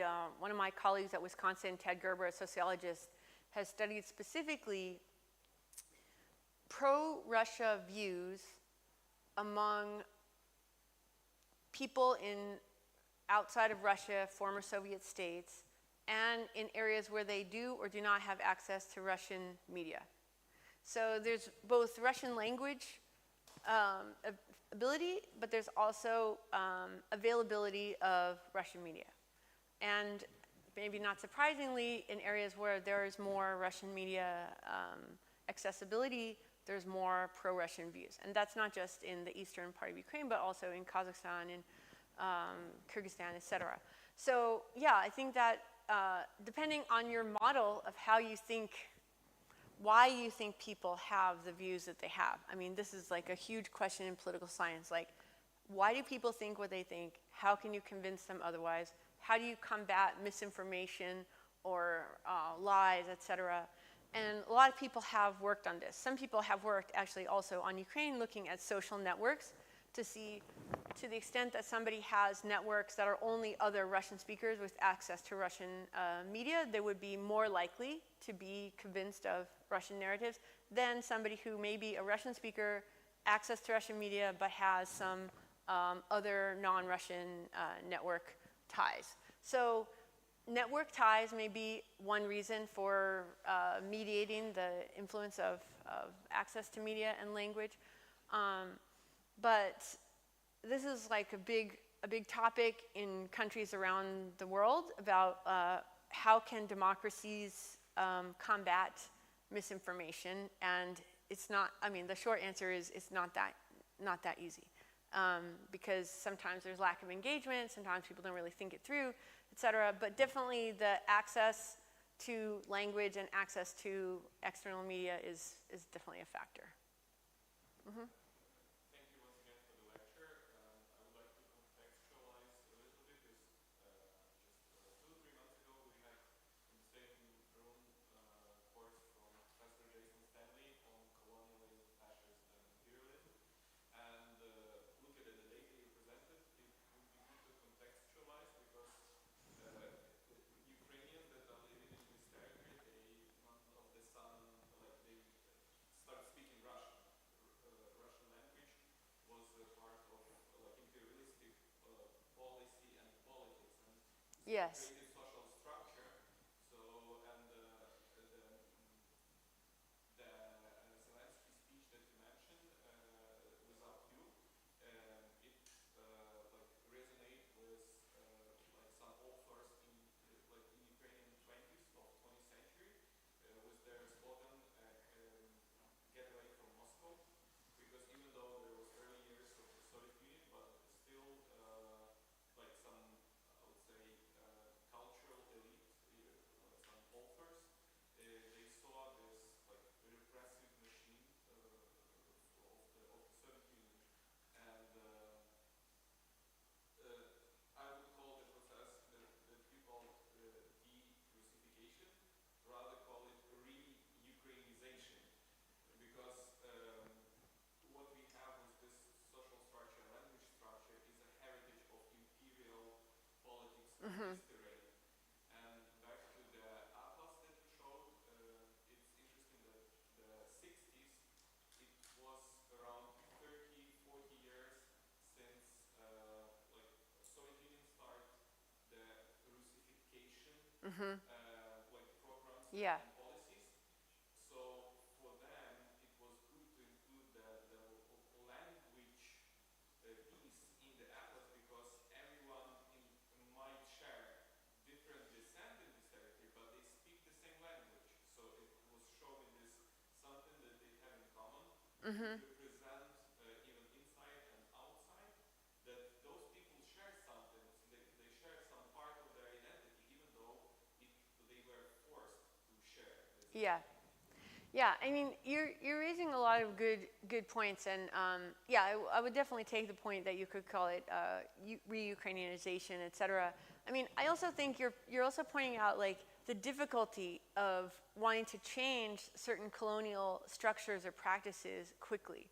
So, for example, I did a lot of work in the past in Kazakhstan, starting working with Nazarbayev University. And one of their goals back then was to have every student not only have instruction in English, but also be proficient in Kazakh. And they wanted to teach Kazakh. And they were really interested in teaching Kazakh.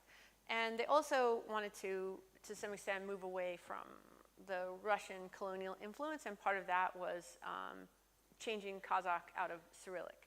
And so somebody could have the idea like, yeah, let's get rid of Cyrillic, let's have Kazakh, etc.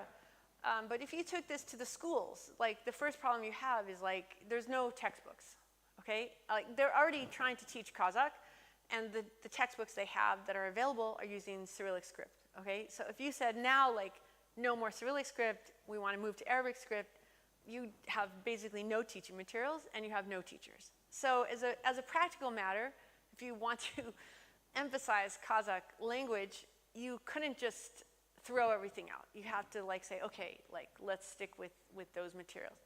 Then even if you want to have like only Kazakh education, let's say in like elementary school, okay, that's one thing. But when you get to high school and you have to learn advanced topics in sciences, etc., they didn't have the available materials, so they would switch back to Russian.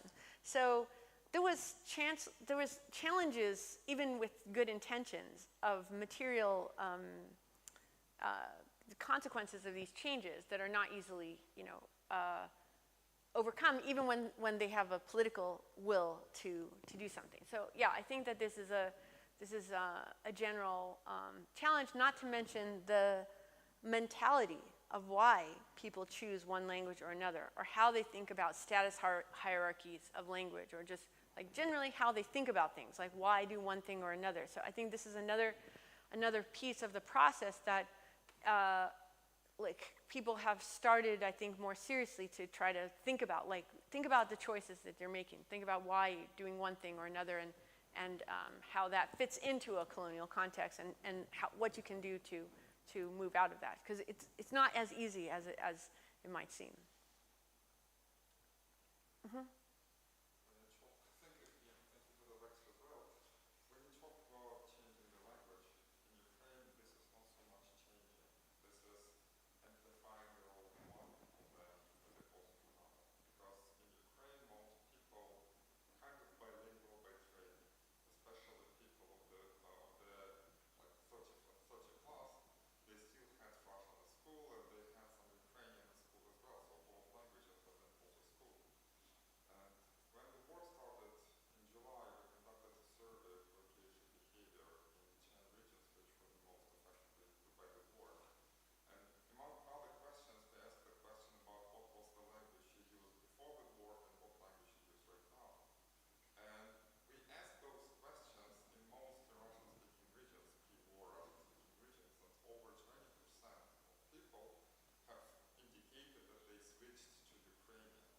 And this was probably the largest percentage of switch over the entire time of all the sociological research.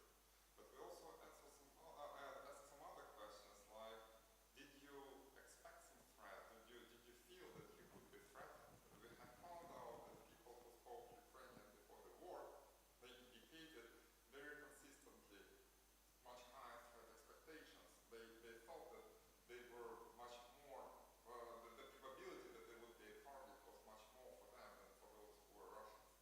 And so it looks like during the war, the identity based on the language matters a lot. But even before the war, we conducted another survey commissioned by the UNICEF about vaccination for COVID. And we found out that anti-vaccination sentiment was about twice as much more spread out in the Russian language community than Ukrainian language community if we measure by the language of the questionnaire. So it looks like first that propaganda works, and the Russian propaganda probably works, but again it looks like the Ukrainian identity is very much based on the language, probably more than in other countries, especially during these periods right now. Because I see that a lot of people who were traditionally Russian speaking, at least in my bubble on the Facebook, they have switched to Ukrainian over the last year and they continue speaking Ukrainian in public and in private space. So whenever we talk to them privately, they also speak Ukrainian. And before we spoke mostly Russian. So I think this is something which actually matters. The war has become this factor that has caused this switch from Russian to Ukrainian, and this inspired this spurred Ukrainian identity. Yeah. Well, yeah, I mean, I think those are all like great points, but one thing I want to point out, like from a external theoretical perspective, is that on the one hand, people might say like, well, it wasn't so hard here because people spoke two languages, so they could just switch, and the war caused Russian speakers to switch to Ukrainian. Okay, that sounds like completely reasonable, but I just want to point out in the larger theoretical literature, people don't think that it's so easy to switch even among bilinguals. Like that's not a common phenomenon. And second, like a lot of the work on conflict suggests that in a conflict, people will dig in. There are very few cases of theoretical work on conflict that says, like, what's going to happen when you have different, like, if you look at the 2001, those two maps in 2001, you might say, well, what's going to happen in a conflict is people will, like, reinforce their existing identities and they will not become more open to switching to another one. So it's kind of an interesting case of an expansion of the understanding of who is Ukrainian and what it means to be Ukrainian rather than a narrowing it. Whereas a lot of the theoretical literature would suggest if you're in a conflict situation, you would narrow who is part of your group rather than open it. So I think this, I mean, I agree with everything you're saying. I just think like from an external perspective, it's kind of an interesting phenomenon that isn't as commonly understood. But there are a lot of other places where people are bilingual, a lot of other places where there's conflicts, and so that's why I think this Ukraine case is going to be studied by people like to understand exactly the mechanisms that led to those outcomes. One more point about the maps. If you open the article about the Ukrainian census and languages in Wikipedia, the Russian Wikipedia will give you the picture that you have shown, where the language is shown by oblasts. If you open Ukrainian article, the same article but in Ukrainian, it will show you the spread of the languages by rayons.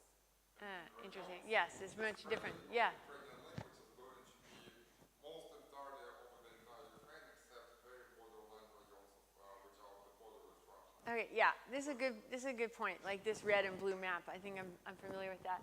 That's true. I mean, this is actually a case of electoral politics too in the U.S. Like if you look at so-called red states and blue states, and similarly, if you go down to cities, you look at or population, it shows much different. So yeah, thank you for that. I think this is not gerrymandering here. This is a No, not gerrymandering. It's just a different visual presentation.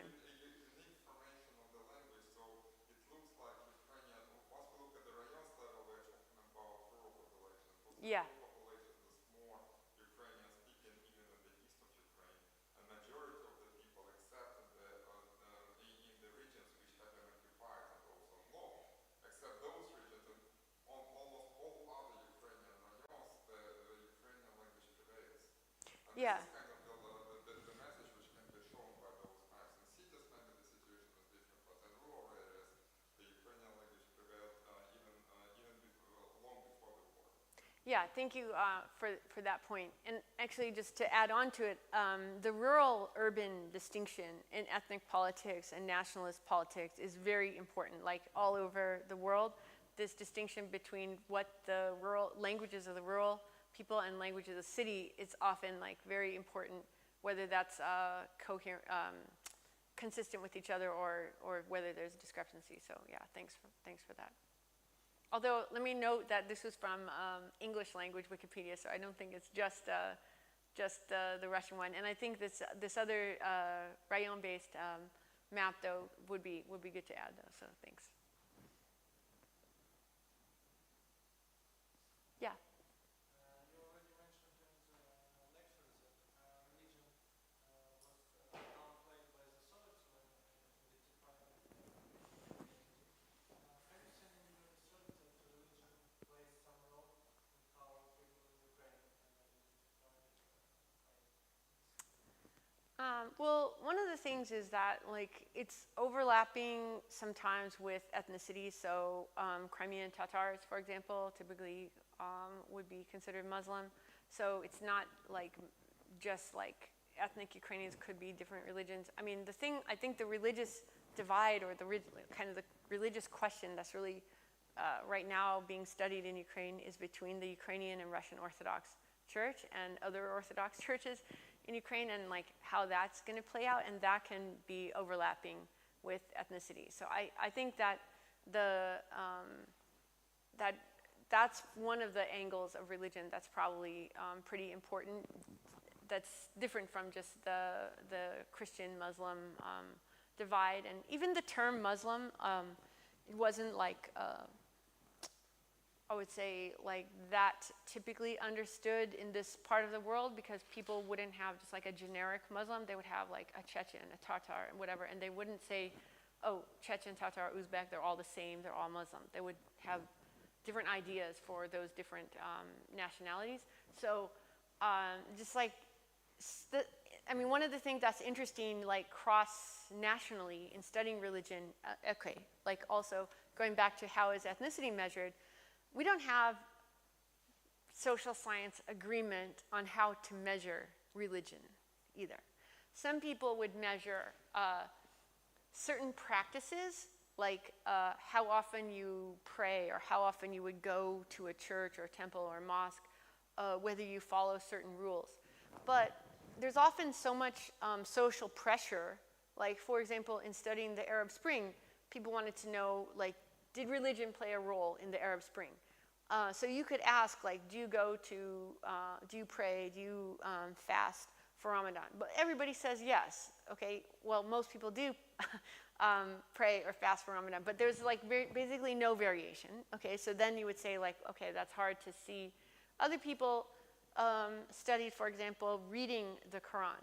Like, this is a different question that they would ask, like, how often do you read Quran? And they found there is a relationship between that and protests in Arab Spring. That shows like one mechanism for religion. Other people would say Arab Spring has nothing to do with religion. It's all about getting rid of autocratic governments, etc. It doesn't have any role. But I'm just saying, like, the measurement of religiosity and measurement of religion is like very in flux. Asking people beliefs that's not consistently done. Cross-nationally, there isn't like a worldwide measure of religiosity. There isn't like an ELF fragmentation index for religion. I mean, there are some people that claim that that's what they're doing, but they're actually measuring ethnicity instead of that. Religion isn't easily tracked. You might remember Donald Trump, when he first was elected president, he wanted to ban Muslims from coming to the US. But actually, in practice, there's no way to do that because there's no documentation of religion that you can. There's passport nationality, and you could say, I presume people from a certain country would be of a certain religion, but that's a presumption. It's not 100%. There isn't like a way to really know. So actually, measurement of religion is like, it's an interesting area of research, and it's not that. I'd say it's even less institutionalized than measurement of ethnicity. But it's important. I mean, it's not that people don't think religion is an important force in the world. It's just that there isn't so much agreement on how to measure it and how to deal with it. Mm-hmm. There's an interesting phenomenon concerning Russian minorities when we talk about Buryats and other representatives of Russian ethnic minorities, which proclaim now to be Russian. This is an interesting paradox because Buryats are to be considered not Russian, but they do not share these cognitive bias which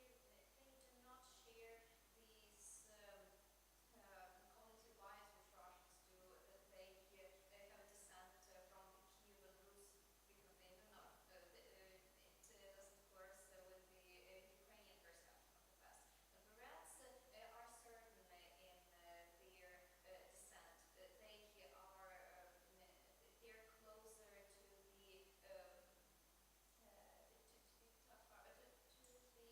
the Far East of Asia. But sometimes nowadays they do proclaim themselves as Russians. But this is a paradox because they do not have the same appearance as Yeah. Slavic. So I think one of the interesting questions, I mean, to the extent people are interested anymore in studying what's happening in Russia, one interesting question with regard to ethnic politics is why there's relatively high support among the ethnic republics, non-Russian ethnic republics, for the Putin regime. Now, some people would say, oh, it's not a question, he's just paying them off, like, okay. But getting back to the ethnicity, like the role of ethnicity, why can't you pay everyone off? Like, why is it more effective to pay off non-Russian ethnic leaders versus Russian ethnic leaders? Like, why would these ethnic republics be more supportive in terms of vote share for United Russia or volunteers in military? You could say volunteers in military or conscripted soldiers in military. It's not really a choice. It's about like economic hardship, etc. But there was like electorally a lot of evidence that in the last like 10 years or so, non-Russian regions had a high level of support for United Russia. And this is kind of underexplained phenomenon in my opinion because what is underexplained is like what role ethnicity plays in support for Putin. Why would places like Tatarstan or Bashkortostan or Chechnya, the most anti-Russian places, I mean Chechnya especially, it's maybe a special case, but some of the places that were the most anti-Russian have become some of the most pro-Putin regions. So I don't know. I think this is like a continuing question. I mean, there's like a lot of challenges with studying support for United Russia and Putin, but this ethnic support, I think, is just kind of puzzling. It's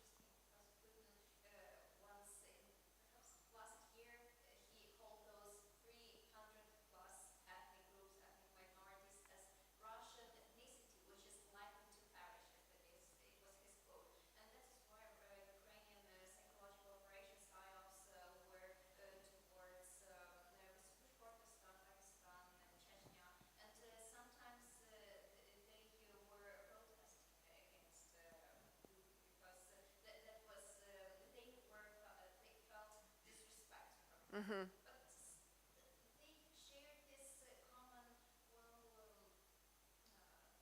they did not decide to proceed with the protests. Sometimes they just, well, they decided to give up on this. So it's interesting why, because they shared the common national, well, feeling disrespect and disgusting towards Ukraine. Unlike Ukrainians, they decided to just give up.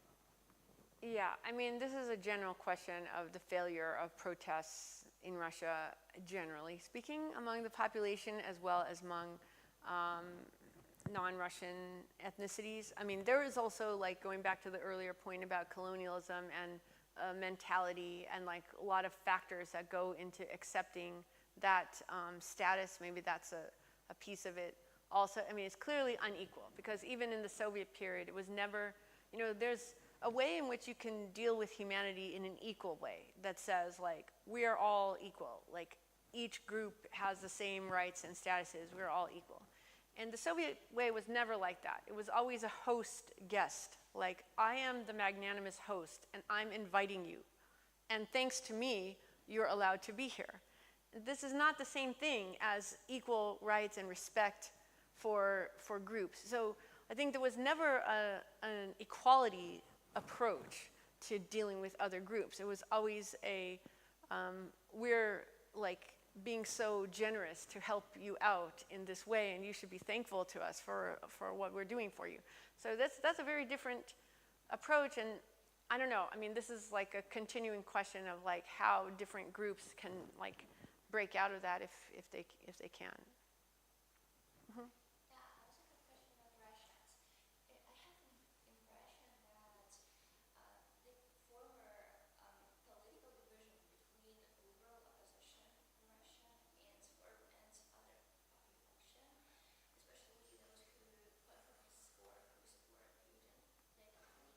especially those who fought for his or who support Putin directly, that in fact this division turned into national identities. And Russian opposition, liberal opposition, becomes like a separate national identity, and probably it makes harder for them to mobilize another part of population, which is very needed for democratization or for other form of regime. What do you think, Sarah?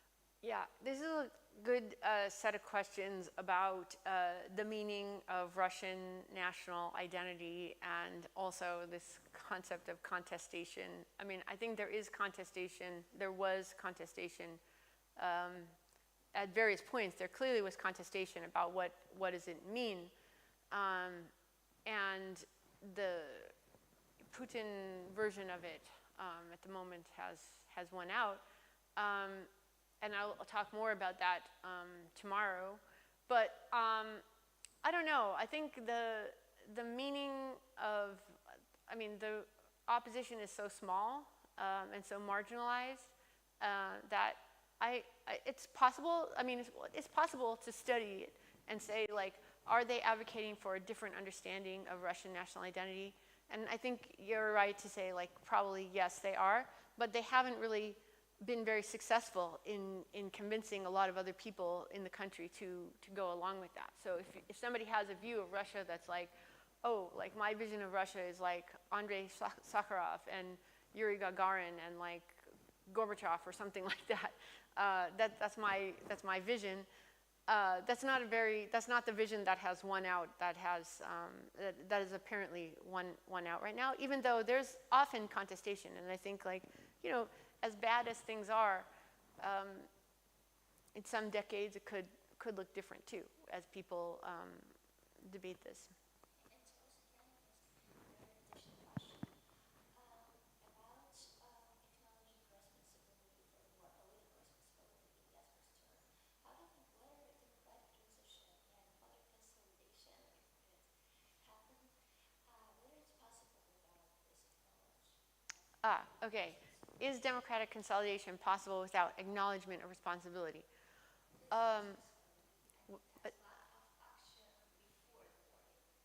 Yeah, well, I think that in the current regime, there is like no chance of acknowledgement of responsibility. But could in the future there'd be some other regime that came to power that was more willing to look at things, possibly. But actually, I have a recent paper on this topic of rebuilding relations when you have disagreements about the past.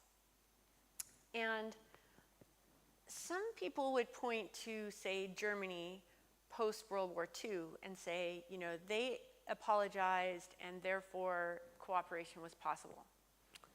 I think the historical record suggests that right after the war, Germany was not very apologetic. It had a government that was like not particularly open to apologies.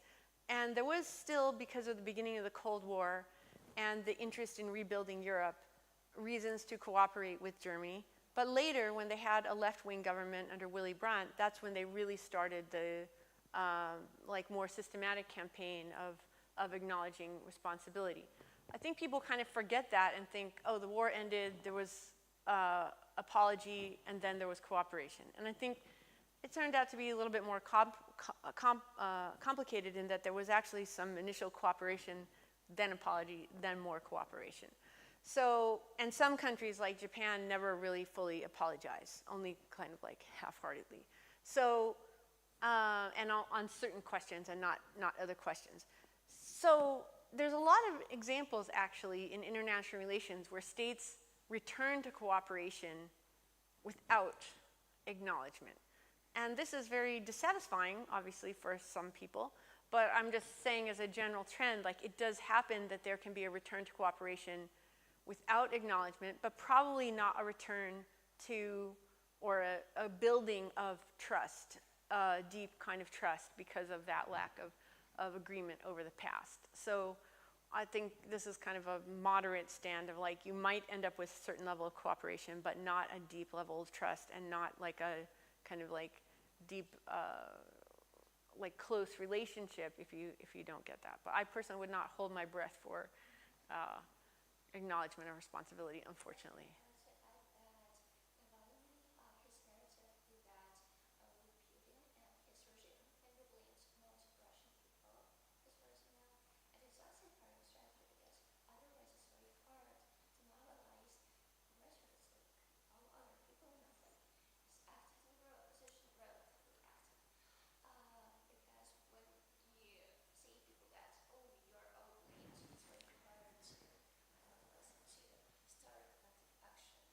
Yeah.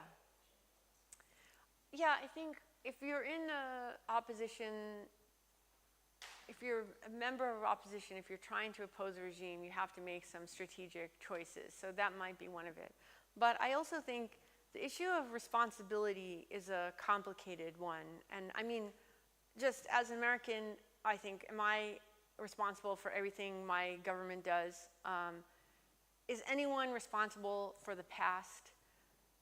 Is anyone that's alive today responsible for something that happened before? Like, I kind of think we can't really take either credit or blame for something that we weren't directly part of, but like in our life currently, you can try to, you know, do the right thing.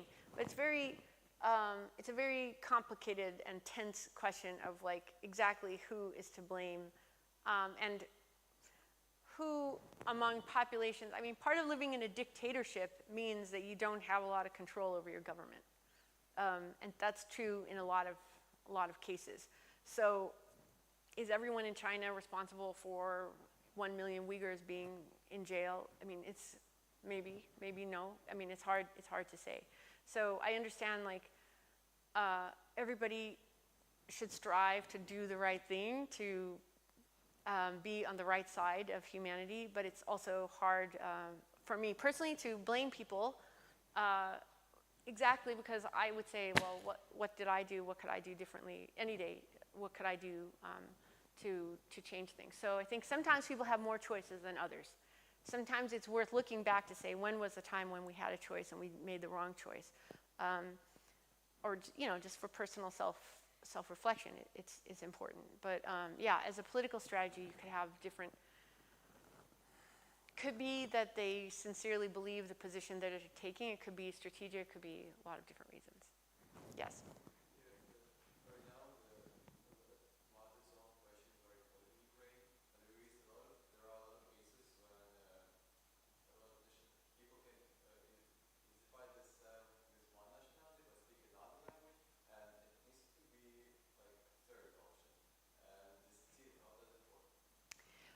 I think that the Kulik survey that said, like, are you mostly one, mostly another, I mean, this is like one way. On language use, there's like very detailed surveys. Actually, my co-author and former student Kyle Marquardt has done these very detailed surveys of like what language you use in different areas.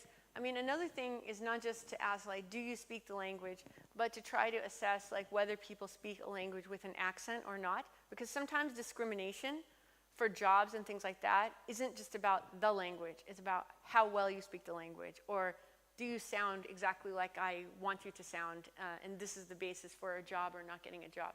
So there can be much more detailed, nuanced approaches to studying a language. I mean, one of Kyle Marquardt's theories also is about separatism is not just, some people predict separatism by looking at how many people would speak a minority language. So like if you looked at Tatarstan, you would say like if a lot of people speak Tatar, then they're more likely to have separatist movement than say if fewer people, or you compare regions like that. But his approach was not that, but to say, when you look at a minority region, ask what percentage of the population speaks the metropole language perfectly, okay? Because if you have a region where everybody speaks the metropole language, then they're unlikely to face discrimination and they won't feel a need for separatism. That goes back to the Gellner theory. So this kind of switches it around to say, in the country, do you speak the language of the key cities rather than do you speak the language in terms of predicting mobilization or disagreement or grievances, like to turn it around and say, how well do you speak the language of business or education or something like that. So that would be another way of looking at it, not just asking what languages do you speak, but if Ukrainian becomes like hegemonic in Kiev, for example, you might be interested to know like how well do people speak Ukrainian, not just do they speak another language. Do you see what I mean? So I think there's this like empirical question of like just how you would go about asking it depending on the questions that are at hand. Mm-hmm. I have a question from the front, please, listening us online. Oh, sure. So not everybody's here, but some people listen online. Okay. And this is a question about contestation. You mentioned that without your speech, for a long time, Ukrainian identity has been constructing itself in opposing the Russian. Ukraine is not Russia, which was Yeah. some long ago. It remains as a part of identity now. But some say it creates some kind of black spot in identity, since Ukrainians cannot identify themselves with something which is unique for Ukrainian only.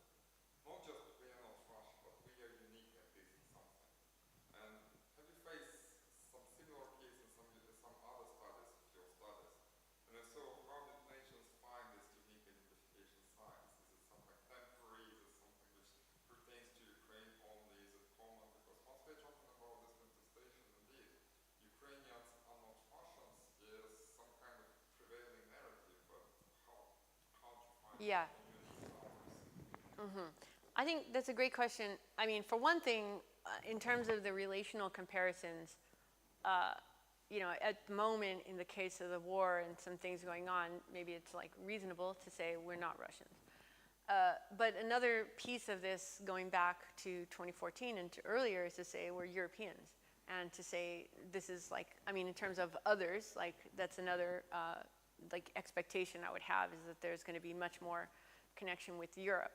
But in terms of what is unique about it, I don't know. I don't have any doubt that Ukraine in the future is going to have a very, it's not going to be a country that people forgot about, that forgot they existed as a separate place. I mean, this way that Ukraine has conducted itself in the war is just like, I think, as a worldwide model of just bravery and courage, and so many people, I mean, that's just one piece of it, not that the war fighting has to be the only aspect of your identity, but I think that it has brought it to people's attention of like, oh, these people are really tough, like good people that I mean, I don't think people are going to say like, oh, who are they again? Like what?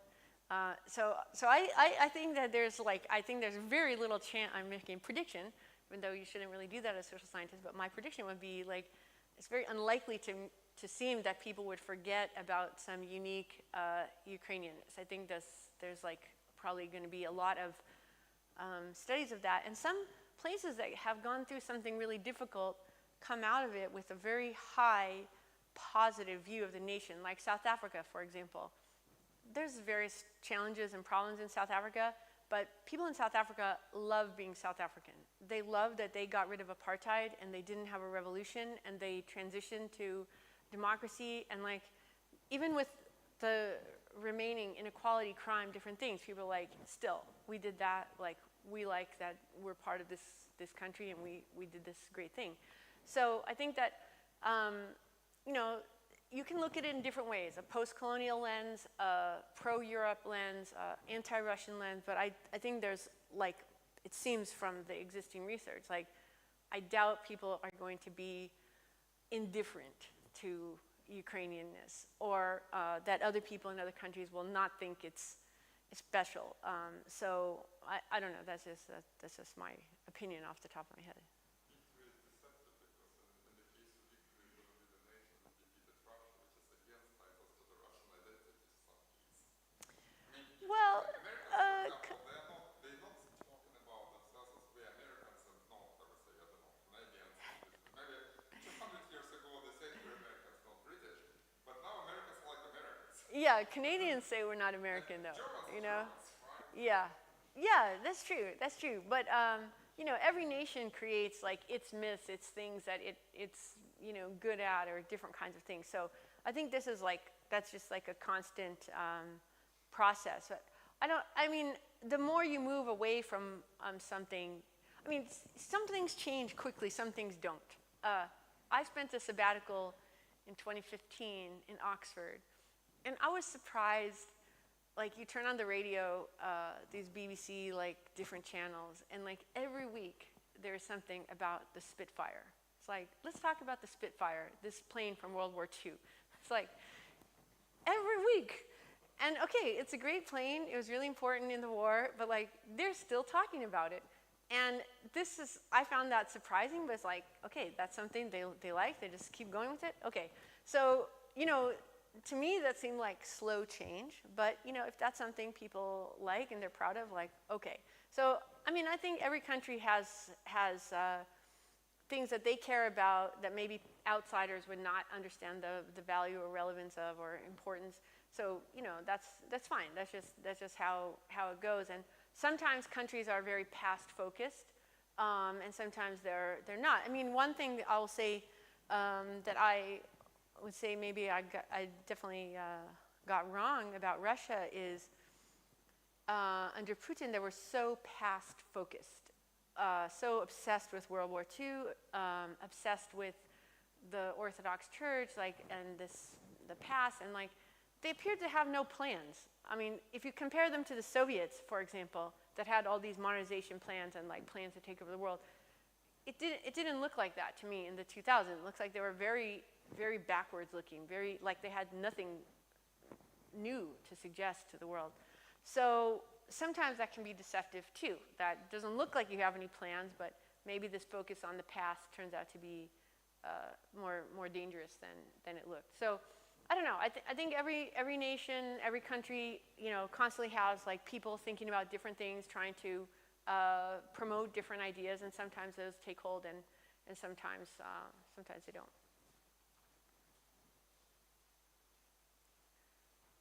Okay, well, thank you all for coming, and it's a real honor for me to be here. I really, truly feel humbled to be here. So I really appreciate your coming.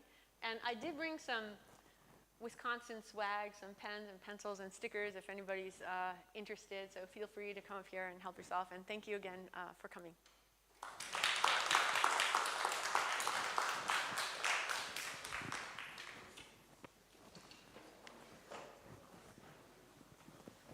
Thank you. Thank you for Hi. the lecture very Yeah, much. thank you for your questions and comments. I really appreciated it.